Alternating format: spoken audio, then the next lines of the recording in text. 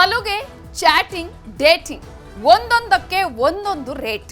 ಒಂದು ಮುತ್ತಿಗೆ 50,000, ಚಾಟಿಂಗ್ ಡಿಲೀಟ್ಗೆ 15 ಲಕ್ಷ, ವಿಡಿಯೋ ಡಿಲೀಟ್ಗೆ 1 ಕೋಟಿ. ಕಿಸ್ ಬಲೆಯಲ್ಲಿ ಉದ್ಯಮಿ, ಇದು ಒಂದು ಮುತ್ತಿನ ಕಥೆ.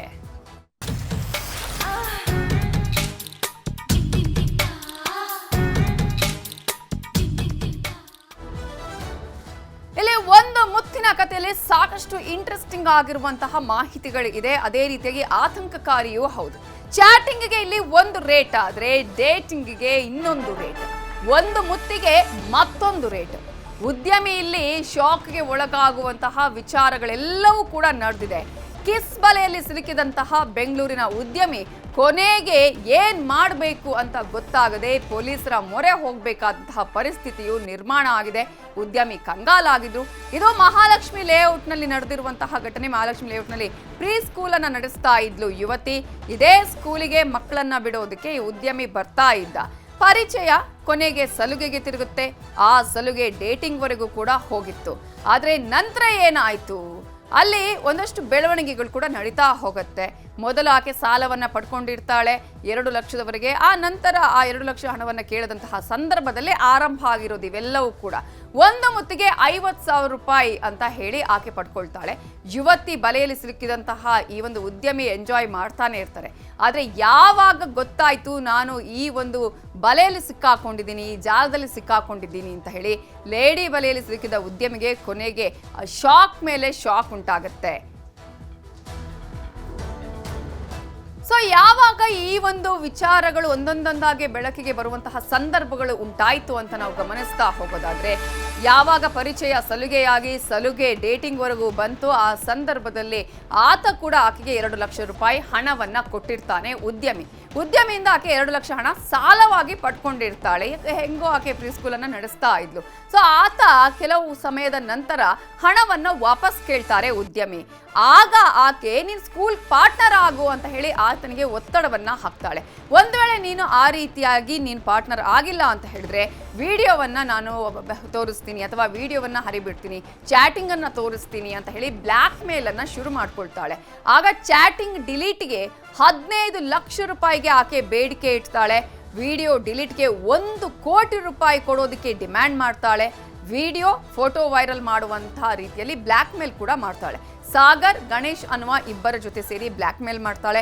ವಿಡಿಯೋ ಫೋಟೋ ಡಿಲೀಟ್ಗೆ 1 ಕೋಟಿಗೆ ಡಿಮ್ಯಾಂಡ್ ಅನ್ನ ಇಟ್ಟಂತಹ ಸಂದರ್ಭದಲ್ಲಿ ಫೈನಲ್ ಆಗಿ 20 ಲಕ್ಷಕ್ಕೆ ಈ ವ್ಯವಹಾರವನ್ನ ಕುದುರಿಸಿರ್ತಾರೆ ಈ ಖದೀಮರು. 1,90,000 ಪಡೆದು ಉಳಿದ ಹಣಕ್ಕಾಗಿ ನಿತ್ಯ ಟಾರ್ಚರ್ ಕೊಟ್ಟಂತಹ ಸಂದರ್ಭದಲ್ಲಿ ಕೊನೆಗೆ ಇದರಿಂದ ಬೇಸಂತಹ ಉದ್ಯಮಿ ರಾಕೇಶ್ ಸಿಸಿಬಿಗೆ ದೂರನ್ನ ಕೊಡ್ತಾರೆ. ಇದೀಗ 3 ಬಂಧಿಸಿದ್ದಾರೆ.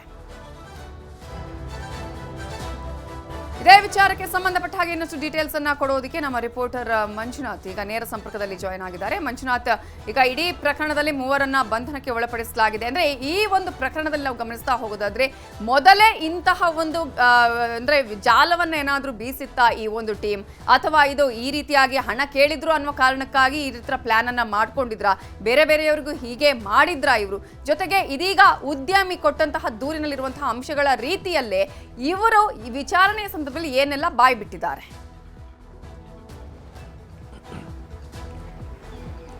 ಎಸ್, ಖಂಡಿತವಾಗ್ಲೂ ನವಿತಾ, ಈ ಒಂದು ಅನುಮಾನದ ಮೇಲೆ ಸದ್ಯಕ್ಕೆ ಸಿಸಿಬಿ ಪೊಲೀಸರು 3 ಜನ ಆರೋಪಿಗಳನ್ನು ಈಗಾಗಲೇ ಬಂಧನ ಮಾಡಿ ವಿಚಾರಣೆಗೂ ಕೂಡ ಒಳಪಡಿಸಿರುವಂಥದ್ದು. ಅದರಲ್ಲೂ ಕೂಡ ಅಷ್ಟೇ ಪ್ರಮುಖವಾಗಿ ಈ ಒಂದು ಹನಿ ಟ್ರ್ಯಾಪ್ ಮಾದರಿಯಲ್ಲಿ ಬ್ಲ್ಯಾಕ್ ಮೇಲ್ ಮಾಡ್ತಿದ್ದಂತಹ ಈ ಒಂದು ಶ್ರೀದೇವಿ ಏನಿದ್ದಾಳೆ, ಈಕೆ ಮತ್ತು ಈಕೆ ಜೊತೆ ಓರ್ವ ರೌಡಿ ಶೀಟರ್ ಕೂಡ ಈಗಾಗಲೇ ಬಂಧನ ಕೂಡ ಆಗಿದ್ದಾನೆ. ಸದ್ಯಕ್ಕೆ 3 ಜನರ ಹಿನ್ನೆಲೆ ಬಗ್ಗೆ ಕೂಡ ಈಗಾಗಲೇ ಮಾಹಿತಿಯನ್ನು ಕಲೆ ಹಾಕ್ತಿರುವಂಥದ್ದು. ಯಾಕಂದ್ರೆ ಉದ್ಯಮಿ ಕೊಟ್ಟಂತಹ ದೂರಿನಲ್ಲಿ ಬಹಳ ಸ್ಪಷ್ಟವಾಗಿ ಯಾವ ರೀತಿಯಾಗಿ ಇವರು ಪರಿಚಯನ ಮಾಡಿಕೊಂಡ್ರು, ಯಾವ ರೀತಿಯಾಗಿ ಇವರು ಬ್ಲ್ಯಾಕ್ ಮೇಲ್ ಮಾಡಿದ್ರು ಮತ್ತು ಯಾವ್ಯಾವುದಕ್ಕೆ ಎಷ್ಟೆಷ್ಟು ರೀತಿಯಲ್ಲಿ ರೇಟ್ಗಳನ್ನು ಫಿಕ್ಸ್ ಮಾಡ್ತಿದ್ರು ಅನ್ನೋಂಥದ್ರ ಬಗ್ಗೆ ಕೂಲಂಕುಷವಾಗಿ ಉದ್ಯಮಿ ಕೊಟ್ಟಂತಹ ದೂರಿನಲ್ಲಿ ಉಲ್ಲೇಖ ಆಗಿತ್ತು. ಆ ಒಂದು ಕಾರಣಕ್ಕೋಸ್ಕರ ಸದ್ಯಕ್ಕೆ 2023ರಿಂದ 2025ರವರೆಗೂ ಕೂಡ ಅಷ್ಟೇ ನಿರಂತರವಾಗಿ ಆತರಿಂದ ಒಂದಷ್ಟು ಹಣವನ್ನು ಕೂಡ ಅಷ್ಟೇ ಪಡ್ಕೊಂಡಿರ್ತಾಳೆ. ಜೊತೆಗೆ ಇನ್ನೊಂದು ಪ್ರಮುಖವಾಗಿ ಏನು ಅಂತಂದ್ರೆ, ಆ ಒಂದು ಮಕ್ಕಳನ್ನ ಫ್ರೀ ಸ್ಕೂಲ್ ನಡೆಸ್ತಿದ್ದಂತ ಈಕೆ ಉದ್ಯಮಿ ತನ್ನ ಮಕ್ಕಳನ್ನೆಲ್ಲ ಬಿಡುವಂತ ನೆಪದಲ್ಲಿ ಪರಿಚಯ ಆಗ್ತಾಳೆ. ಪರಿಚಯ ಆದಂತ ಬಳಿಕ ಆತನ ಮೊಬೈಲ್ ನಂಬರ್ ಅನ್ನ ಪಡ್ಕೊಂತಾಳೆ. ಪ್ರತಿನಿತ್ಯವೂ ಕೂಡ ಅಷ್ಟೇ ಆತನ ಜೊತೆ ಚಾಟ್ ಮಾಡ್ತಿರ್ತಾಳೆ. ಅದು ಯಾವಾಗ 2023ರಲ್ಲಿ ಆತನಿಂದ 2 ಲಕ್ಷ ಹಣವನ್ನು ಪಡ್ಕೊಂತಾಳೆ. ಹಣ ಪಡ್ಕೊಂಡಿದ್ದ ಅಂತ ಬಳಿಕ ಕಂಪ್ಲೀಟ್ ಆಗಿ ಇವರಿಬ್ಬರ ನಡುವಿನ ಸಂಬಂಧ ಒಂದು ರೀತಿ ಪೀಕ್ ಲೆವೆಲ್ಗೆ ಹೋಗುತ್ತೆ. ಜೊತೆಗೆ ಪ್ರತಿನಿತ್ಯವೂ ಕೂಡ ಅಷ್ಟೇ ವಾಟ್ಸ್ಆಪ್ ಮುಖಾಂತರವಾಗಿ ಹಲವಾರು ಬಾರಿ ಚಾಟಿಂಗ್ ಗಳನ್ನು ಕೂಡ ಅಷ್ಟೇ ಮಾಡ್ಕೊಳ್ತಿರ್ತಾರೆ. ಎಲ್ಲೋ ಒಂದು ರೀತಿ ಆ ರೀತಿಯಂತ ಚಾಟ್ ಗಳನ್ನ ಇಟ್ಕೊಂಡು ಬ್ಲಾಕ್ ಮೇಲ್ ಕೂಡ ಅಷ್ಟೇ ಮಾಡೋಕೆ ಮುಂದಾಗ್ತಾಳೆ. ಜೊತೆಗೆ ಹಣ ಕೇಳುವಂತ ಸಂದರ್ಭದಲ್ಲಿ ಆತ ಏಕಾಂತದಲ್ಲಿದ್ದಂತ ವೇಳೆಯಲ್ಲಿ ಆತನ ಜೊತೆ ಸಲಹೆಯಿಂದ ಇರುವಂತದ್ದು, ಜೊತೆಗೆ ಆತನ ಒಂದು ಮುತ್ತು ಕೊಟ್ಟುವಂತಕ್ಕೆ 50,000 ರೂಪಾಯಿ ಹಣವನ್ನು ಕೂಡ ಅಷ್ಟೇ ಪಡ್ಕೊಂಡಿರುವಂತದ್ದು. ಇದೆಲ್ಲವನ್ನು ನೋಡ್ತಾ ಇದ್ರೆ ಮೊದಲನೇ ಇವರೆಲ್ಲವೂ ಕೂಡ ಅಷ್ಟೇ ಪ್ರೀ ಪ್ಲಾನ್ ಅನ್ನ ಮಾಡ್ಕೊಂಡಿದ್ರು. ಜೊತೆಗೆ ಆತನಿಂದ ಹಣವನ್ನು ಸುಲಿಗೆ ಮಾಡಲೇಬೇಕು ಅನ್ನೋ ನಿಟ್ಟಿನಲ್ಲಿ ಇವ್ರದೇ ಆದಂತ ಒಂದು ಟೀಮ್ ಅನ್ನು ಕೂಡ ಅಷ್ಟೇ ಸೃಷ್ಟಿಯನ್ನ ಮಾಡ್ಕೊಂಡಿದ್ರು. ಆ ಒಂದು ಕಾರಣಕ್ಕೋಸ್ಕರ ಆ ಒಂದು ಉದ್ಯಮಿ ಕೂಡ ಅಷ್ಟೇ ಸಾಕಷ್ಟು ಬಾರಿ ಅಂದ್ರೆ ಆಲ್ಮೋಸ್ಟ್ 1,90,000 ರೂಪಾಯಿ ಮತ್ತು ಮೊದಲೊಂದು 2 ಲಕ್ಷ ಆಲ್ಮೋಸ್ಟ್ 3,90,000 ರೂಪಾಯಿ ಹಣವನ್ನು ಕೂಡ ಅಷ್ಟೇ ಕೊಟ್ಟಿರ್ತಾನೆ. ಆದ್ರೆ ಎಲ್ಲೋ ಒಂದು ರೀತಿ ಕಂಪ್ಲೀಟ್ ಆಗಿ ಚಾಟಿಂಗ್ ಆಗಿರ್ಬೋದು, ವಿಡಿಯೋಸ್ ಆಗಿರ್ಬೋದು, ಫೋಟೋಸ್ ಆಗಿರ್ಬೋದು ಎಲ್ಲವನ್ನೂ ಕೂಡ ಡಿಲೀಟ್ ಮಾಡಬೇಕು ಅಂದರೆ ಸುಮಾರು 1 ಕೋಟಿ ರೂಪಾಯಿ ಹಣವನ್ನು ಕೊಡಬೇಕು ಅಂತೇಳಿ ಕಂಪ್ಲೀಟ್ ಆಗಿ ಡಿಮ್ಯಾಂಡ್ ಇಟ್ಟಿರ್ತಾರೆ. ಅದ್ರ ಕೊನೆಗೆ 20 ಲಕ್ಷ ಡೀಲ್ಗೂ ಕೂಡ ಅಷ್ಟೇ ಆತ ಒಪ್ಕೊಂಡಿರ್ತಾರೆ. ಆದರೆ ಎಲ್ಲೋ ಒಂದು ಕಡೆ 3,90,000 ರೂಪಾಯಿ ಹಣ ಕೊಟ್ಟಂತ ಬಳಿಕ ನಿರಂತರವಾಗಿ ಹಣ ಕೇಳೋದಕ್ಕೆ ಯಾವಾಗ ಶುರು ಮಾಡ್ತಾರೋ ಆವಾಗ ಇದರಿಂದ ಬೇಸತ್ತಂತ ಉದ್ಯಮಿ ನೇರವಾಗಿ ಹೋಗಿ ಸಿಸಿಬಿ ಪೊಲೀಸರಿಗೆ ಒಂದು ದೂರನ್ನು ಕೂಡ ಅಷ್ಟೇ ಕೊಟ್ಟಿರ್ತಾನೆ.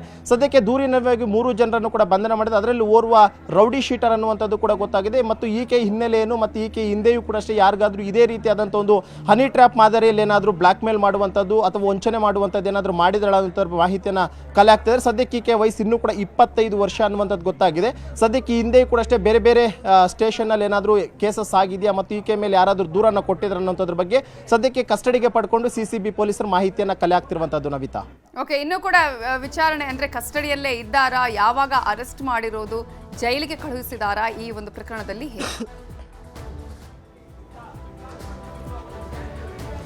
ನವಿತಾ, ಸದ್ಯಕ್ಕೆ 3 ಜನ ಆರೋಪಿಗಳಿಂದ 3 ಜನರನ್ನು ಕೂಡ ಅಷ್ಟೇ ಸಿಸಿಬಿ ಪೊಲೀಸರು ತಮ್ಮ ಕಸ್ಟಡಿಗೆ ಪಡ್ಕೊಂಡಿರುವಂಥದ್ದು. ಇಲ್ಲಿ ಕಸ್ಟಡಿಗೆ ಪಡ್ಕೊಂಡಂಥ ಉದ್ದೇಶ ಏನು ಅಂತಂದ್ರೆ ಇತ್ತೀಚಿನ ದಿನಗಳಲ್ಲಿ ನಗರದಲ್ಲಿ ಹನಿ ಟ್ರ್ಯಾಪ್ನ ಪ್ರಕರಣಗಳು ಜಾಸ್ತಿ ಆಗ್ತಿದೆ. ಅದರಲ್ಲೂ ಕೂಡ ರಾಜಕಾರಣಿಗಳನ್ನು ಟಾರ್ಗೆಟ್ ಮಾಡ್ಕೊಂಡು ಹನಿ ಟ್ರ್ಯಾಪ್ ಮಾಡುವಂಥದ್ದು ಕೂಡ ಅಷ್ಟೇ ಜಾಸ್ತಿ ಆಗ್ತದೆ. ಆ ಒಂದು ಕಾರಣಕ್ಕೋಸ್ಕರ ಆ ಒಂದು ಸಂಶಯದ ಮೇಲೆ ಇದು ಕೂಡ ಹನಿ ಟ್ರ್ಯಾಪ್ನ ಗ್ಯಾಂಗ್ ಇರಬಹುದಾ ಅನ್ನುವಂಥದ್ದು ಕೂಡ ಅಷ್ಟೇ ಸದ್ಯಕ್ಕೆ ಸಿಸಿಬಿ ಪೊಲೀಸರಿಗಿರುವಂತಹ ಮೇಲ್ನೋಟದ ಒಂದು ಅನುಮಾನ.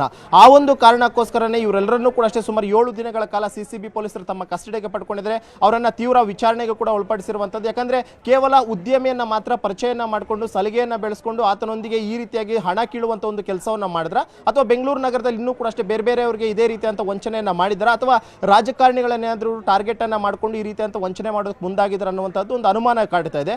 ಆ ಒಂದು ಹಿನ್ನೆಲೆಯಲ್ಲಿ ಸದ್ಯಕ್ಕೆ 3 ಜನರನ್ನ ಕಸ್ಟಡಿಗೆ ತಗೊಂಡಿದ್ದಾರೆ. ಇನ್ನೂ ಕೂಡ ಅಷ್ಟೇ ಕಸ್ಟಡಿಗೆ ತಗೊಂಡಿದ್ದು ವಿಚಾರಣೆಗೆ ಒಳಪಡಿಸಿದರೆ ಸದ್ಯಕ್ಕೆ ಅವರ ಹಿನ್ನೆಲೆ ಬಗ್ಗೆ ಮಾಹಿತಿಯನ್ನ ಕಲೆ ಹಾಕ್ತಾರೆ. ಜೊತೆಗೆ ಅವ್ರ ಮೇಲೆ ಇಂದು ಕೂಡ ಅಷ್ಟೇ ಎಲ್ಲಾದ್ರೂ ಕೇಸಸ್ ರಿಜಿಸ್ಟರ್ ಆಗಿದೆ ಅನ್ನೋದ್ರ ಬಗ್ಗೆ ಚೆಕ್ ಮಾಡ್ತಾರೆ.